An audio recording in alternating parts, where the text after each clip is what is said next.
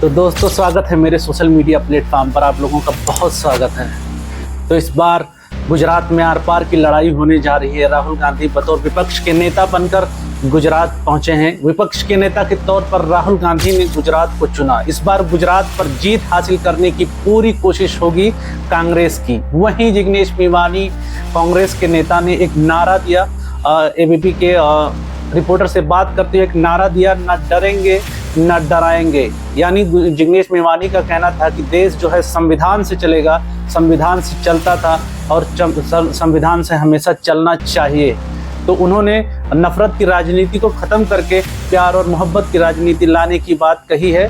और जब रिपोर्टर ने जिग्नेश मेवानी से बात करके पूछा कि कितनी सीटें आ रही है, तो जिग्नेश मेवानी ने मजा लेते हुए कहा कि पिछली बार 17 सीटें आएगी, इस बार कोशिश है कि 117 लाई जाए। देखिए रिपोर्ट। निपटाएंगे ही निपटाएंगे।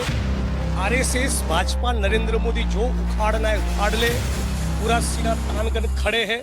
जितना डंडा मारना हो, मुकदमा दर्ज करना है, दोबारा असम पुलिस को भेजना है, जो करना है कर ले। अब गुजरात कांग्रेस डिटरमाइन हो चुकी है, उनके छक्के छुड़ाएंगे। और इस प्रकार जिस प्रकार के कांग्रेस के कार्यालय में घुसकर मारपीट की है, पथराव किया है, प्रॉपर्टी को डैमेज किया है, कार्यकर्ता बहुत नाराज है। तो इन कार्यकर्ताओं को मोरल बूस्ट करना है। जब राहुल जी खुद आ रहे हो तो फिर उनका संकल्प है डरो मत, डराओ मत। डराएंगे नहीं, लोकतांत्रिक तरीके से लड़ेंगे। लेकिन इस बार भाजपा का तंबू फाड़ देंगे। 5 साल तक कांग्रेस के नेता इसी कॉन्फिडेंस में बात करते हैं। चुनाव आता है पिछली बार। इस बार का कॉन्फिडेंस, इस बार का बॉडी लैंग्वेज, इस बार का माहौल कुछ अलग है। भाजपा के हौसले धीरे धीरे पस्त हो रहे। 31 साल में पहली बार राजकोट बंद हुआ अग्निकांड के मामले में, केवल 28 दिन की मेहनत के चलते। केवल हमारा मेहनत नहीं है, जनता ने भी तय कर लिया है कि धर्म की राजनीति करने वाले इन चोरों को पहचान लो, जो अग्निकांड की पीड़ितों के साथ खड़े नहीं, जो मोरबी कांड के पीड़ितों के साथ खड़े नहीं। हिंदू विद्यार्थी पेपर लीक का शिकार होता है, नीट का शिकार होता है, तब मोदी जी कुछ नहीं बोलते। ये जनता गुजरात की और मुल्क की समझ चुकी है। हमने देखा है 3 दशकों में यहाँ पर गुजरात प्रयोगशाला बन चुकी है हिंदुत्व की राजनीति के। और राहुल गांधी पे जो आरोप लगाया है बीजेपी ने, उन्होंने लोकसभा में हिंदुओं का अपमान किया। संविधान कैसे लागू हो उसकी प्रयोगशाला बनेगी।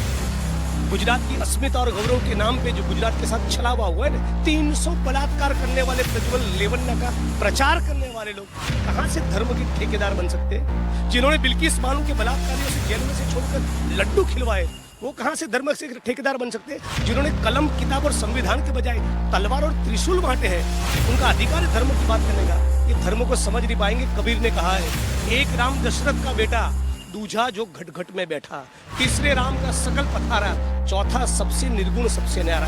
कबीर के राम को आरएसएस, भाजपा और मोदी कभी समझ नहीं पाए। तो आप लोग कहते हैं संसद में भी राहुल गांधी बीजेपी पे निशाना साध रहे थे, लेकिन कह दिया गया कि ये हिंदू धर्म का अपमान है और राहुल गांधी पे चौतरफा हमला बोला गया। और इसी सिलसिले में यहाँ पर भी बेरोजगारी पर कहने को कुछ नहीं है, पेपर लीक पे कहने की कुछ नहीं है, महंगाई पे कहने की कुछ नहीं है, खाली पड़े सरकारी पदों में भर्ती क्यों नहीं है, ये कोई मुद्दा उनके पास नहीं बचा।